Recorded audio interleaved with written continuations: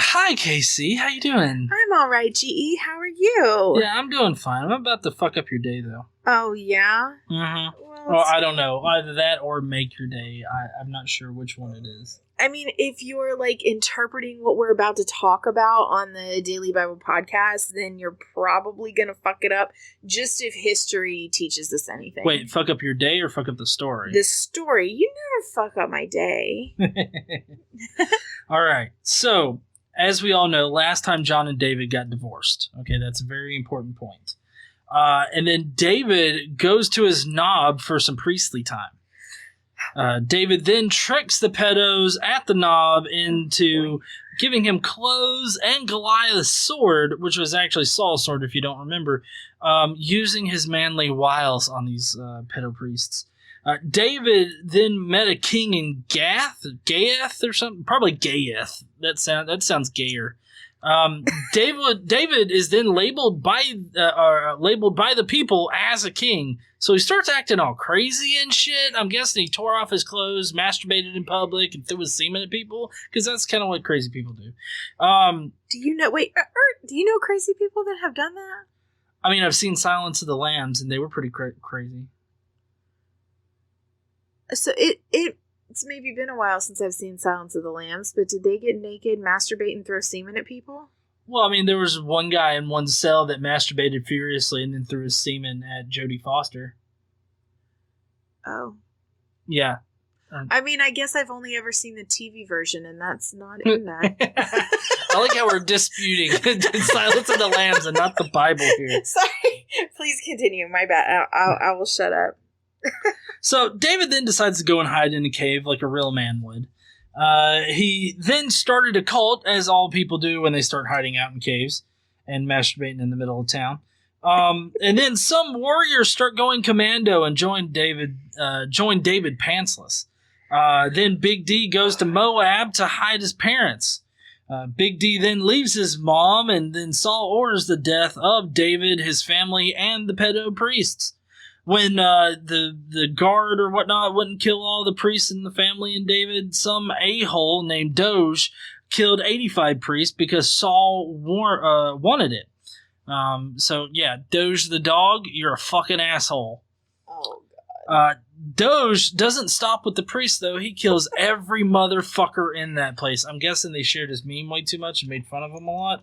That was in Knob. He went to Knob and killed everybody. Well, Knob, whatever. I mean, he killed his knob. Anyways, Big D finds out that his knob got slayed.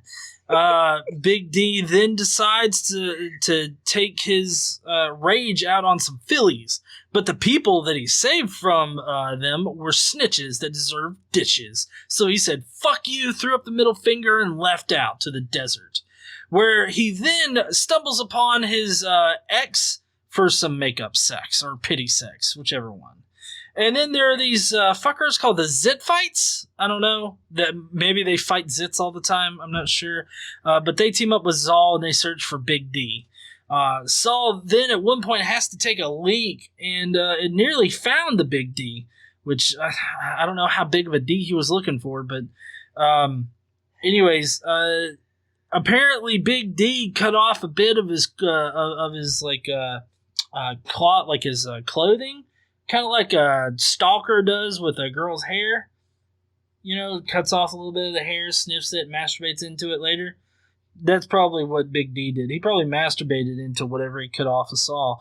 But anyways, Big D then shows off his cum-covered piece of cloth that he cut off of Saul. Oh, God. And that's when Saul was very impressed and wanted to fuck. So they fucked.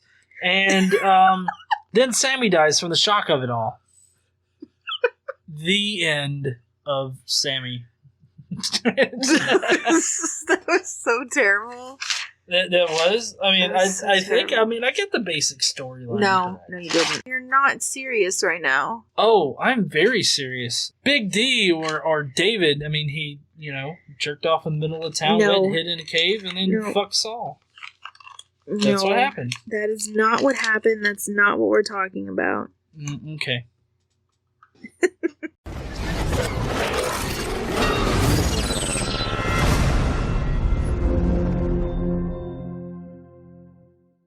What's up, heathens? How How y'all y'all doing? doing? So, yeah, apparently I didn't get everything right at the very beginning, so now Casey's going to come in and tell us how it really is. Yeah, and I'm not going to come in cloth. Neither does anybody else. You like all the innuendos I put into it? You always do. Yeah. Mm. All right, so let's find this Big D. So, we're actually going to start off in, today we're going to cover 1 Samuel chapter 21 through, what did I tell you, 24? Yeah, it's 21 through 24. Or 21 through 24, and we're actually going to have a small bit from 1 Chronicles, Okay. chapter 12, verses 8 through 18. So that's what we're working on today, and the reason that there's a Chronicles story here in the middle is because we're going through the Daily Bible, which is a chronological telling of the story. So whereas the King James Bible and the other like regular Bibles have the story chopped up, into the appropriate chapters, this is telling the story chronologically. Right. Okay?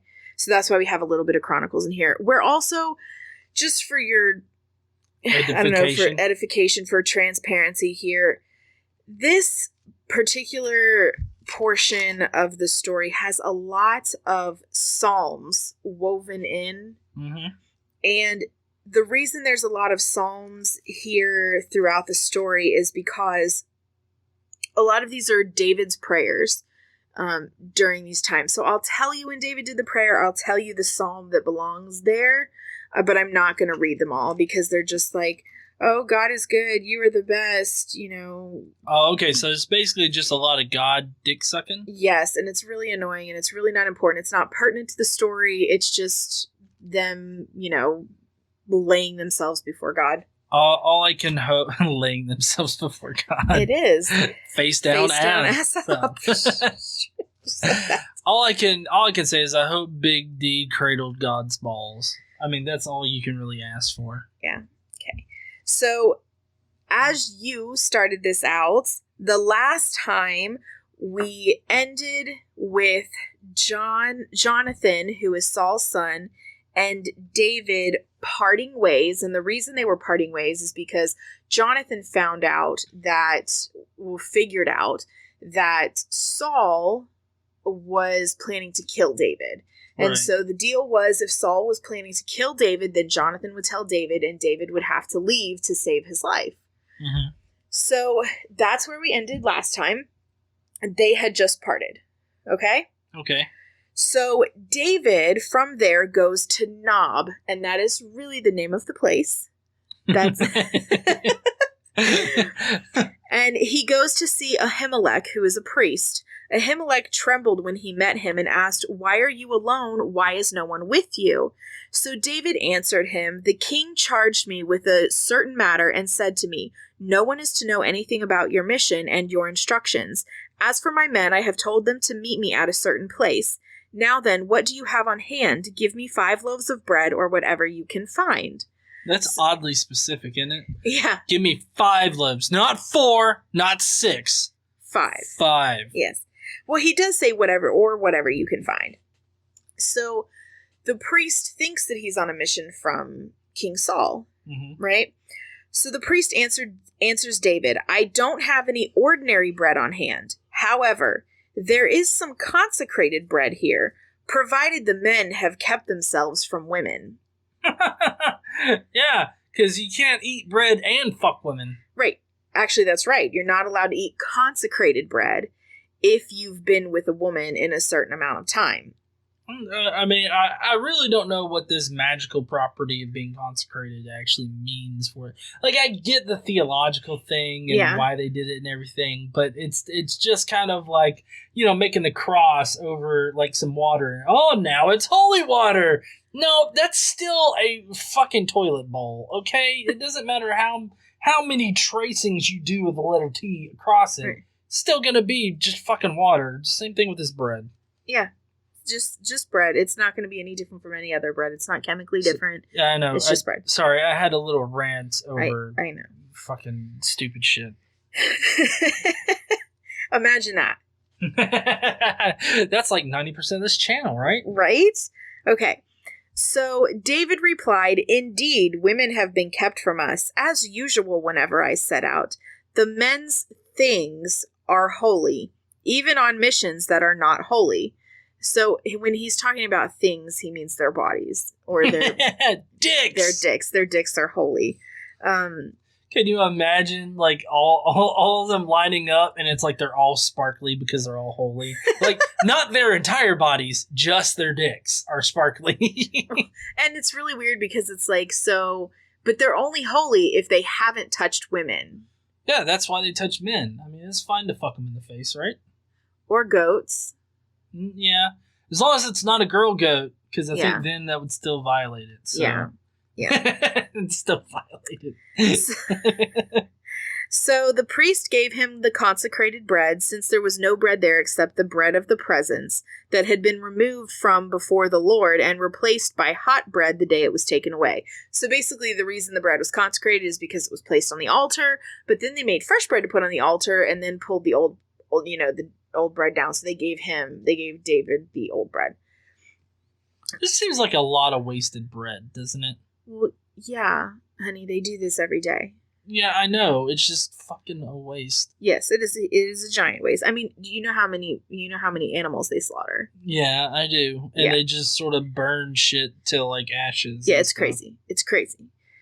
So one of Saul's servants was there that day and detained before the Lord. He was Doeg the Edomite, Saul's head shepherd. So David... Oh, is this Doge? Yes. So we're going to be introduced to him now, but he's not going to really play much of a role until later in the story. Okay? So that's one of Saul's servants who's there. All right? Okay. So David asked Ahimelech, "Don't you have a spear or sword here? I haven't brought my sword or any other weapon because the king's business was urgent." The priest replied, "The sword of Goliath the Philistine, whom you killed in the valley of Elah, is here. It is wrapped in a cloth behind the ephod. If you want it, take it. There is no sword here but that one." David said, "There is none like it. Give it to me." So now he's got his bread. He's got Goliath's sword, whose was not Saul's sword. Oh, that's right. Yeah. And so David takes that stuff and goes on his way.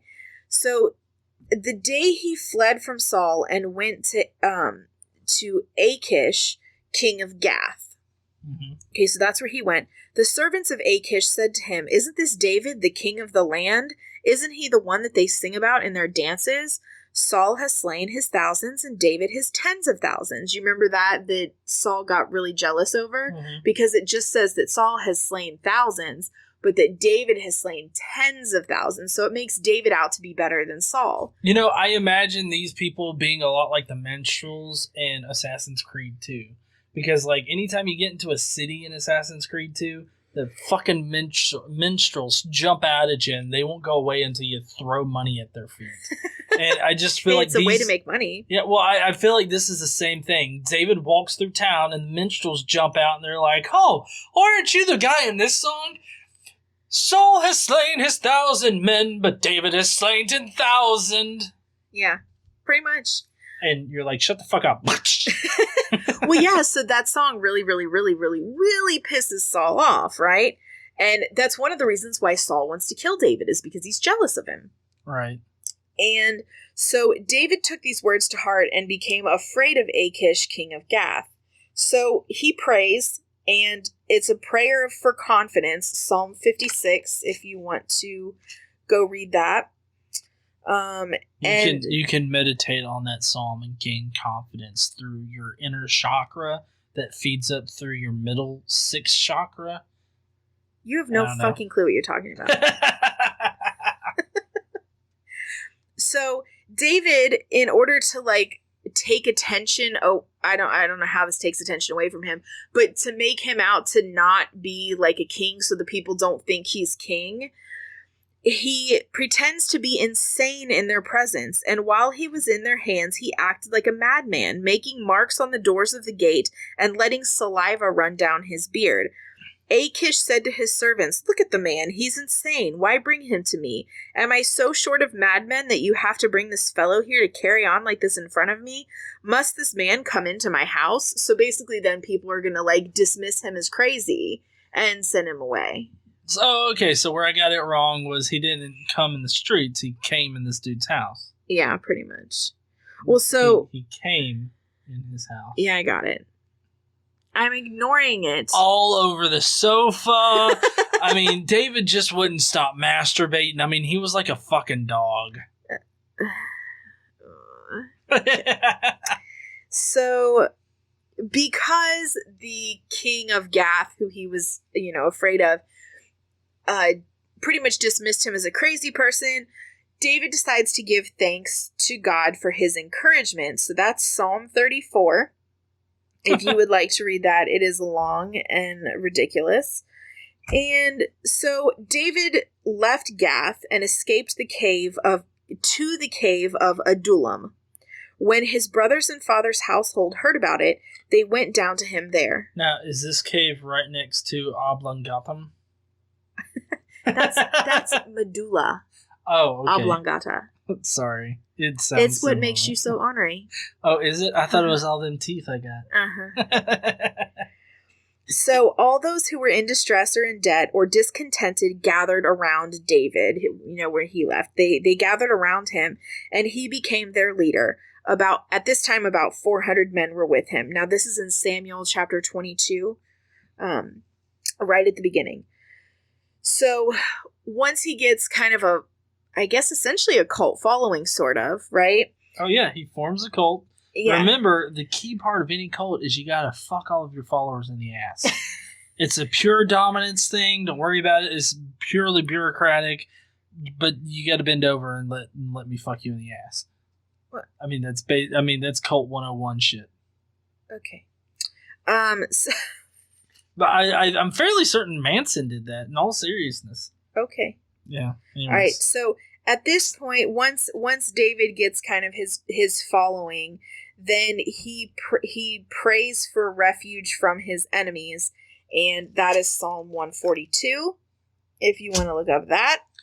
David's doing a lot of prayer right now. Yeah. Well, I mean, David is a pretty important figure in this whole God story, bringing Israel together. I mean, it's through David that the tribes unite and become the Jews. Well, I mean, I understand that, but at the same time, it's like you get stuck on one particular part in a video game, and then you consult the strategy guide for how to get through it. I mean, yeah, it's kind of cheating a little bit.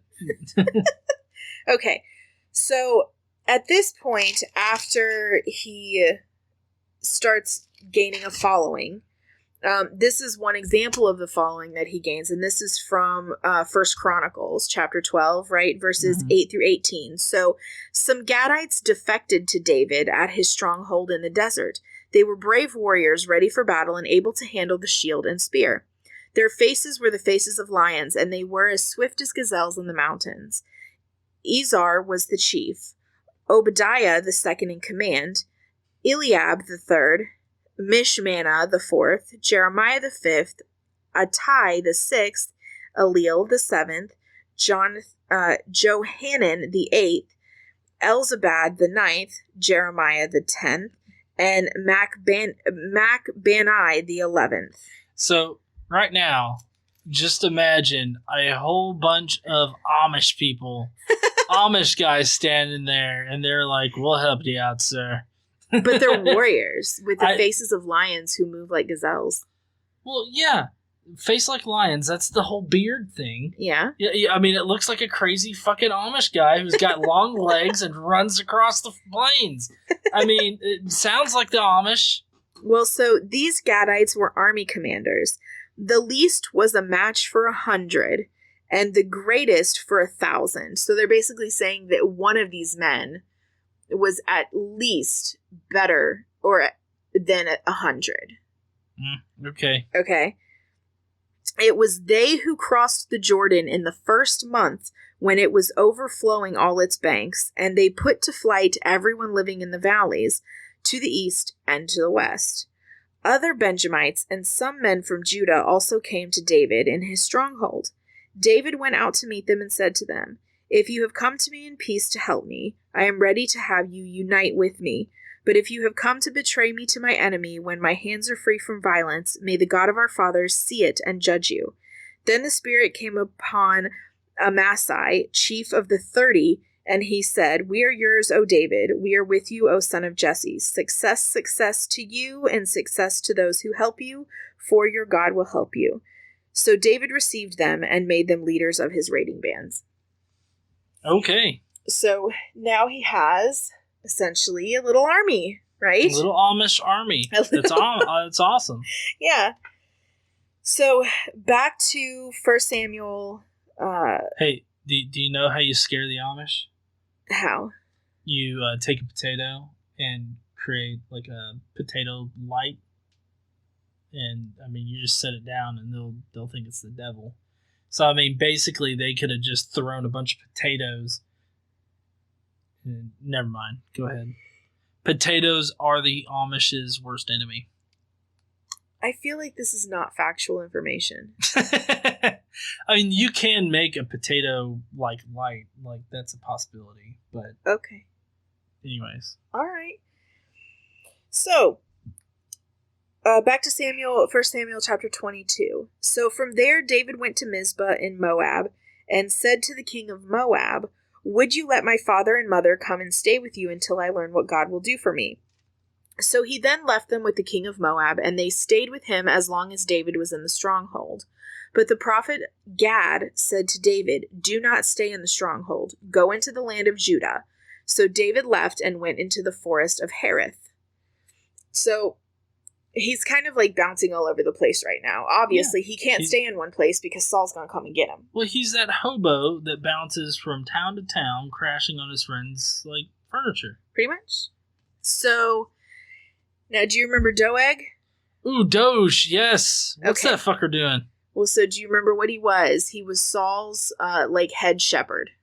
Oh, okay. Yeah. Okay. All right. So that's who he was.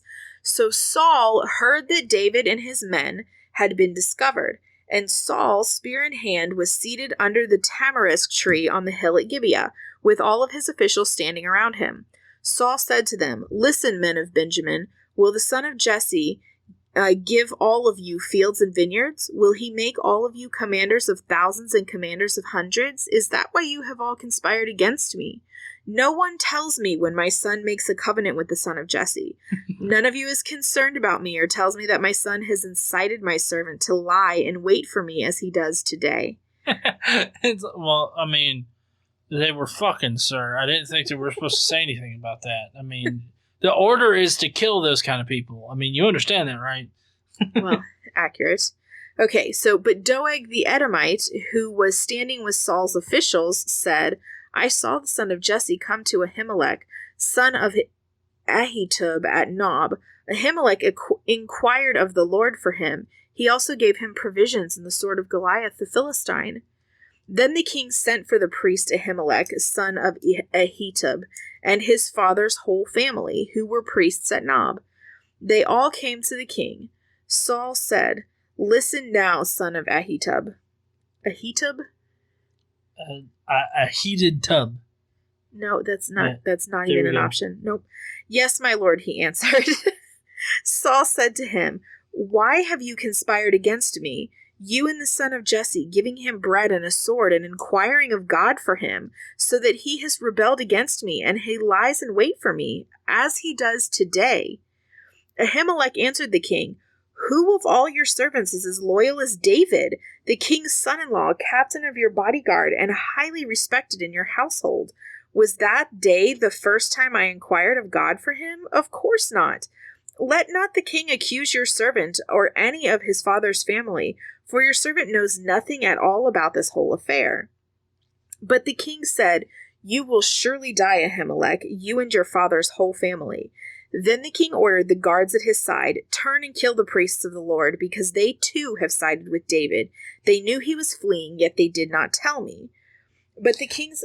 I really like how Saul can't be bothered to do his own dirty work. Oh, never. No. So instead of him actually doing the work and killing a bunch of fucking people, he's like, I want you to do it because I'm too big of a pussy to do it. Well, they're priests of God. Yeah. He's ordering people to kill. So the king's officials were not willing to raise a hand to strike the priests of the Lord. Some people have sense. So the king ordered Doeg, you turn and strike down the priests. So Doeg the Edomite turned and struck them down. That day he killed 85 men who wore the linen ephod. Jesus fucking Christ. But he wasn't done. You ready? Uh-oh. He also put to the sword Nob, the town of the priests, with its men and women, its children and infants, and all its cattle, donkeys, and sheep. Ooh. Well, I see the apologetic here is that Saul is obviously working against God, I guess. And so therefore this isn't good? Maybe? I don't know what the fucking apologetic is here. He ordered 85 priests to be killed.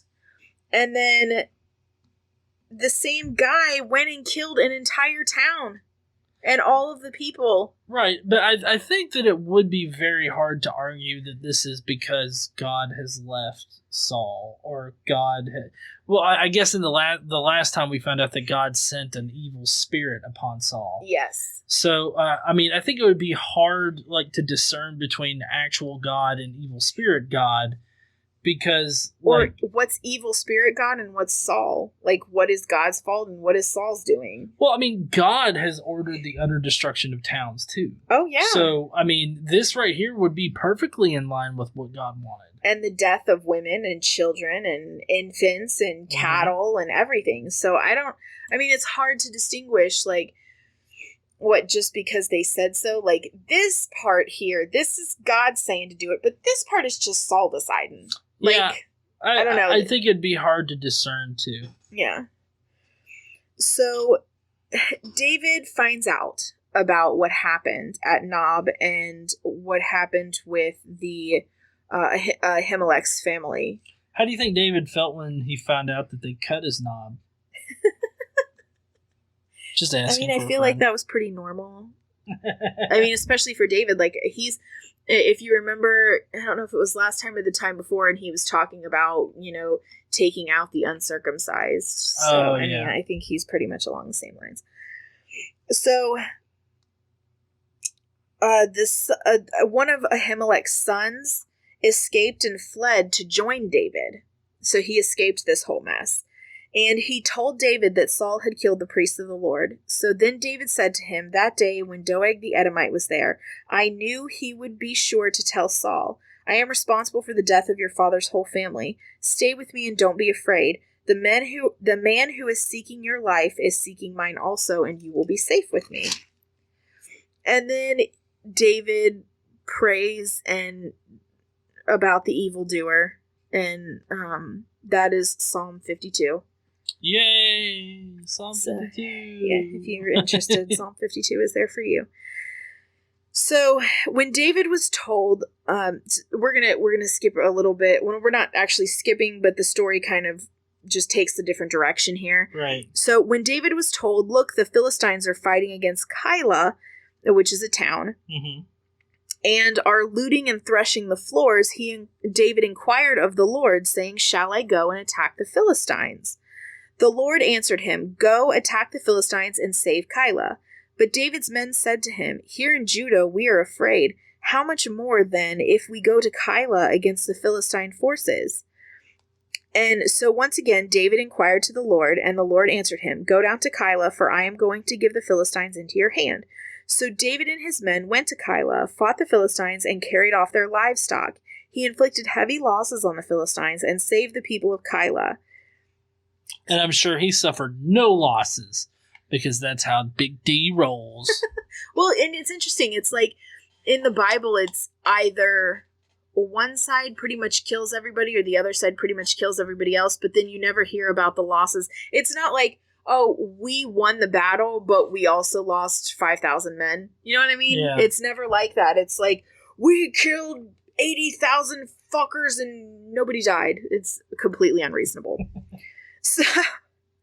So Saul was told that David had gone to Keilah, and he said, God has handed him over to me, for David has imprisoned himself by entering a town with gates and bars.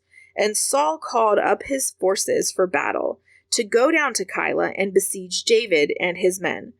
When David learned that Saul was plotting against him, here's what I want to know. Sorry, I'm going to stop for a second. How do they learn of all of these things? It's like when David learned that Saul was plotting, how the fuck did he know? Well, my guess is that he probably had recorders around. No, they didn't. No. No, like human recorders, like humans that would just sit there and listen and observe and just write down every fucking thing that was done. But then you have to have people that are you have to have people betraying the side. You have spies in your presence all the time, and you'd be sending spies and risking their life, and then they'd have to come back and forth, and it just seems like a lot of like going back and forth, and I guess it just doesn't make sense. Like, now could you have spies and get information real quick? Sure. But then, no way. Yeah, I don't know. I don't get it. So anyway, when David learned that Saul was plotting against him, he said to Abiathar the priest, which is the son of Ahimelech's son, bring the ephod, David said. O Lord God of Israel, your servant has heard definitely that Saul plans to come to Keilah and destroy the town on account of me. Will the citizens of Keilah surrender me to him? Will Saul come down as your servant has heard? O Lord God of Israel, tell your servant. And the Lord God said, he will. And David asked, will the citizens of Keilah surrender me and my men to Saul? And the Lord said, they will. Snitches get ditches. Well, so this funny stitches, because these are the people that these are the people that David and his men just saved from the Philistines. Right. Yeah, so I mean, and now God is saying, yeah, they're going to give you up, man. So David and his men, which at this time is about 600, left Keilah and kept moving from place to place. When Saul was told that David had escaped from Keilah, he didn't go there. David stayed in the desert strongholds and in the hills of the desert of Ziph. Day after day, Saul searched for him, but God did not give David into his hands. Why did he stay in the Zits? Ziph. Oh. Desert of Ziph. Ziph. Is that like a weird, fucked up version of Biff? No. Oh, okay. So, at this point, we're in 1 Samuel chapter 23, and it says that God did not give David into his hands. So David, of course, has to pray and sing and praise God for his protection. So Psalm 63 is there for you. Psalm 63 is where David gets completely naked, dances around an altar, and prays for God to do something. Yeah. It's really like Wicca shit, but I can trust me. It's Yahweh shit. Actually, this is a really like. Do you actually want me to read a little bit of this one, because it's like really kind of you'll enjoy it. Okay. You ready? Sure. So Psalm 63. O God, you are my God. Earnestly I seek you. My soul thirsts for you. My body longs for you. In a dry and weary land where there is no water. He's a thirsty bitch. He is a thirsty bitch, isn't he? He's probably right now is when he immediately he goes from a jumping kind of move directly into face down, ass up. Yeah. My body thirsts for you, Lord. I know you guys can't see it, but G.E. was leaning forward and shaking his ass in his chair. It was hysterical. Okay. I have seen you in the sanctuary and beheld your power and your glory. Because your love is better than life, my lips will glorify you. He took a hold of the god dick and then he sucked that god dick. Oh my god! Keep going. I will praise you as long as I live, and in your name I will lift up my hands. My soul will be satisfied with the riches of food. With singing lips, my mouth will praise you. On my bed, I will remember you. I think of you through the watches of the night, because you are my help. I sing in the shadows of your wings. My soul clings to you. Your right hand upholds me. Guts giving him a reach around. That's what that is. They who seek my life will be destroyed. They will go down to the depths of the earth. They will be given over to the sword and become food for jackals. But the king will rejoice in God. All who swear by God's name will praise him, while the mouths of liars will be silent. So there you go. That's Psalm 63. I figured you would like the majority of it. Oh, God. That was great. See, you think you can innuendo. Nah, David is definitely the innuendo king. I mean, he's got dick on the mind all the time, this David guy. Speaking of dick on the mind, while David was at Horesh in the desert of Ziph, he learned that Saul had come out to take his life. And Saul's son Jonathan went to David at Horesh and helped him find strength in God. Don't be afraid, he said. My father Saul will not lay a hand on you. You will be king over Israel, and I will second to you. Oh, as I guess, what would a good bottom does? Yeah. Well, I was thinking like queen, but queen wouldn't really suffice. I guess that would be second king. No, not really, but like his deputy. Oh, okay. Kind of. So. Assless chaps all the time. That's the only thing you wear, Jonathan. Do you understand me? So he says, my father Saul knows this. The two of them made a covenant before the Lord. Then Jonathan went home, and David remained at Horesh. So that's he did the walk of shame, but it was an awkward walk of shame. I got to tell you. Well, they made a covenant. I mean, a covenant with David's dick and Jonathan's ass. Yeah. And then probably they were sucking each other off at a couple times. Maybe. I mean, David did just finish singing the song. I know, about holding glory in his hand. Yeah. and pleasing it with his mouth. So, anyway, the Ziphites went up to Saul at Gibeah and said, is not David hiding among us in the strongholds at Horesh on the hill of Keilah, south of Jeshimon? This is ridiculous. Now, O king, come down whenever it pleases you to do so, and we will be responsible for handing him over to you, the king. Saul replied, the Lord bless you for your concern for me. Go and make further preparation. Find out where David usually goes and who has seen him there, and then tell me. They tell me he is very crafty. Find out about all the hiding places he uses and come back to me with definite information. Then I will go with you. If he is in the area, I will track him down among the clans of Judah. So they set out and went to Ziph ahead of Saul. Now David and his men were in the desert of Mon, and in the Arabah south of Jeshimon. Saul and his men began the search, and when David was told about it, he went down to the rock and stayed in the desert. When Saul heard this, he went to the desert of Mon in pursuit of David. So here we have another psalm, and it's basically David reacting to those who were informing, the Ziphites, those who were informing against him. He's upset about it. And basically he wants God to understand that these people are coming after him. And he wants protection, obviously. Mm-hmm.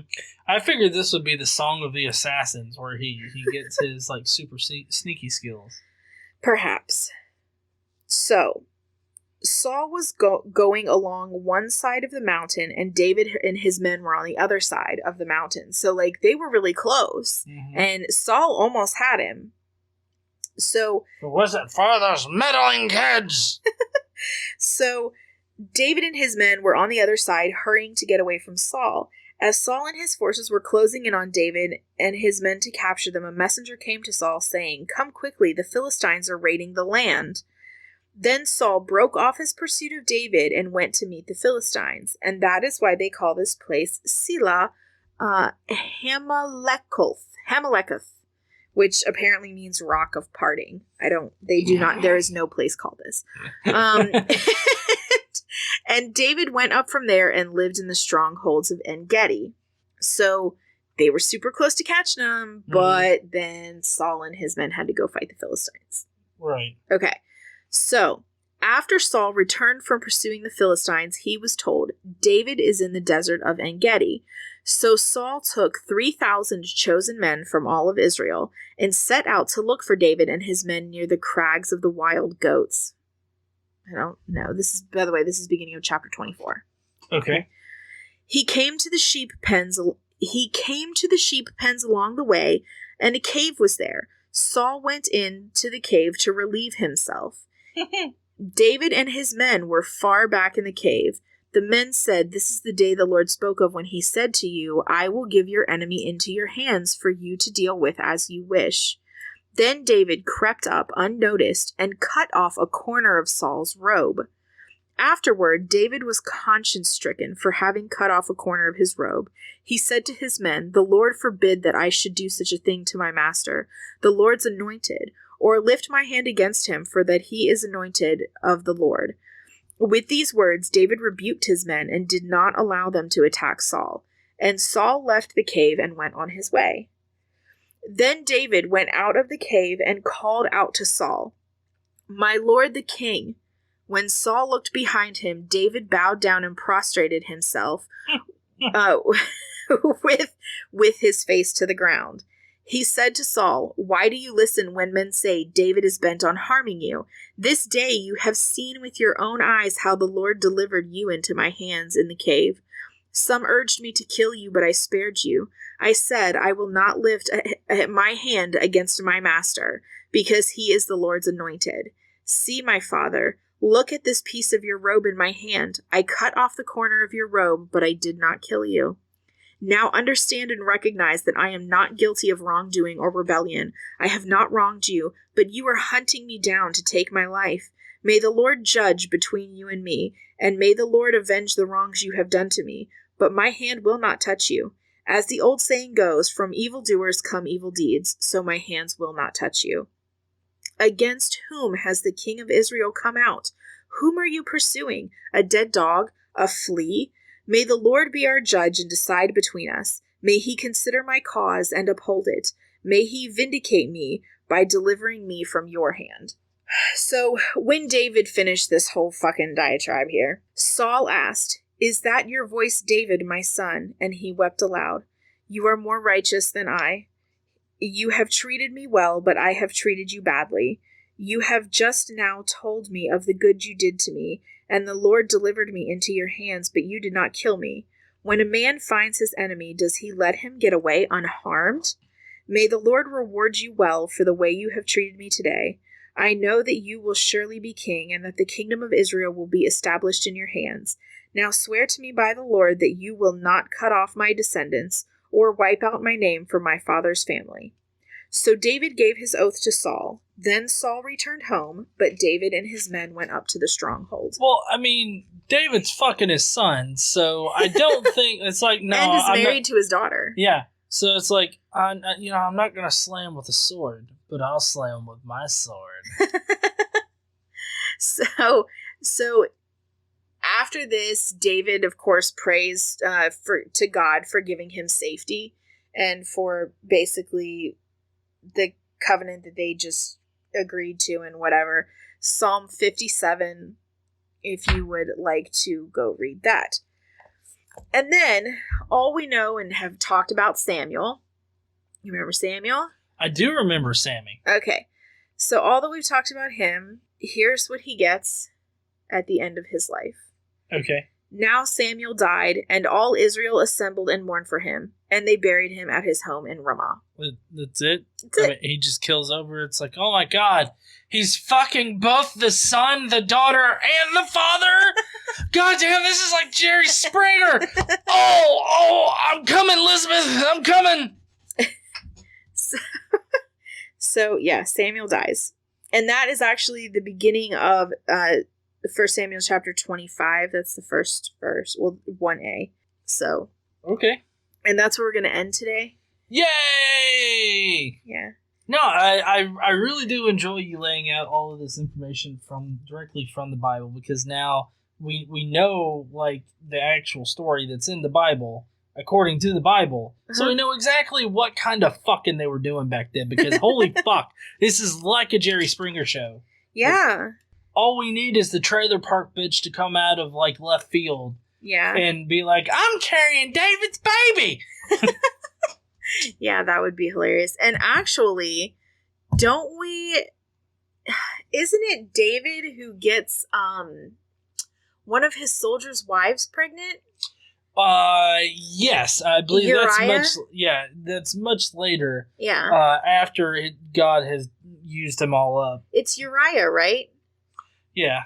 He wants Uriah's wife, and so he fucks Uriah's wife, and she gets pregnant, and so. And then he tries to get Uriah to come home, basically, so he and his wife will have relations, so that nobody knows that it was David that got Uriah's wife pregnant. Right, and so we'll discuss what happens to good old Uriah. Oh yeah, that'll be a little ways down the way.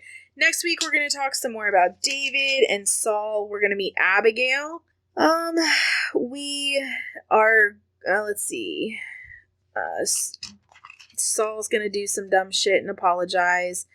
We're gonna have some more warriors and raids, and we're gonna have a little bit more Chronicles next time. We're gonna mix up 1 Samuel and Chronicles again a little bit, and then there are gonna be some new rules established, and that's pretty much where we're gonna go next time.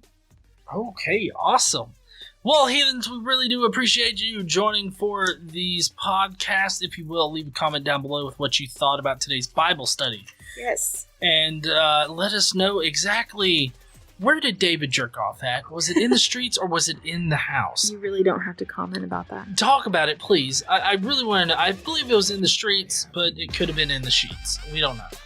Anyways, leave those comments down below. We'd love to hear from you. If you would like to join the Skeptic Mafia, just hit up joinskepticmafia.com and you will be able to become part of the Skeptic Mafia.